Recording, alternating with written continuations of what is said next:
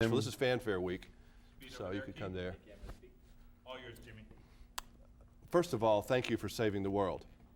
I appreciate it. You're welcome. Last year I took out an ad in the Yellow Pages. I have my own 800 number, 1-800-SAVE the World. Big picture of me with a smile and a smirk and a gun in my hand. So I guess Jerry Bruckheimer looked in the Yellow Pages and saw the ad. Well, you know, some people you can't depend on, and you're the man. You demand. I have some questions that I went around Music Row and got for you. So these are not Jimmy Carter questions. These are fan questions. And they're relatively tame. All right. Do you have a favorite Bruce Willis movie? I have a couple of them. I like Pulp Fiction. I like Mortal Thoughts. I like 12 Monkeys. I just actually finished a film called Breakfast of Champions that may turn out to be my favorite film of all time. Most exciting singer you ever saw? Springsteen. Most exciting singer you would have liked to have seen? I would have liked to have seen Elvis when he was young. I would have liked to have seen him before. Like 60s, Colonel. 58? Well, when he was doing those little fairgrounds things, you know, before Colonel Like in Parker Shreveport, took him back off. in the 1840s. Yeah. Like Bruce Willis gigs now, like the Planet It's Hollywood gigs. very similar. Most famous person you'd like to meet?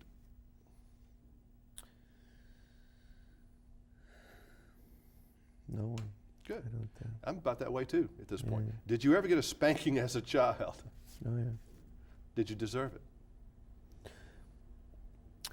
Because I know that you never did anything that deserved discipline.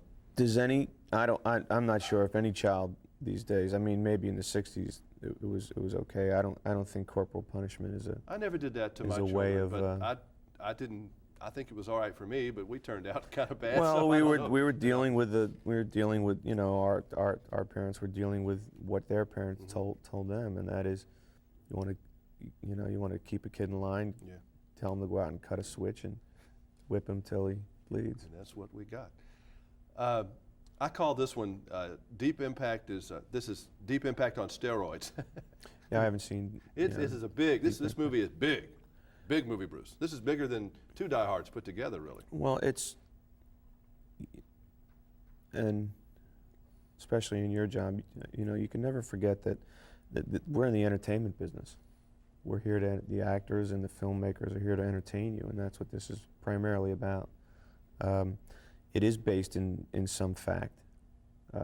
4 years ago, an asteroid passed between the Earth and the Moon, and it wasn't until 3 weeks after it had gone by that everybody went, hey, a real big asteroid just went by. And had it hit the Earth, it would have done exactly what almost happens in this film. So it's quite possible. This is a very exciting. It must be for a guy. You know, I could imagine when I was a teenager hanging around and just doing stuff like this. This is kind of neat boy stuff. It is. Between oil rigs and NASA at Cape Kennedy. Absolutely cool right. Stuff. It satisfies a lot of male playing Army, I call it. When I was a kid, I used to play Army with all my pals, and you know, I'm sure there are actors who take films for much loftier reasons and much loftier purposes, but I do it. I choose films primarily because is it going to be fun to do, and this one just seemed like a fun project. I want to have fun at the movie, and I had a great time. That's all you can ask. Good. Thank you. Good, Jim. Nice seeing you, Good Bruce. to see you All again. right. Yeah.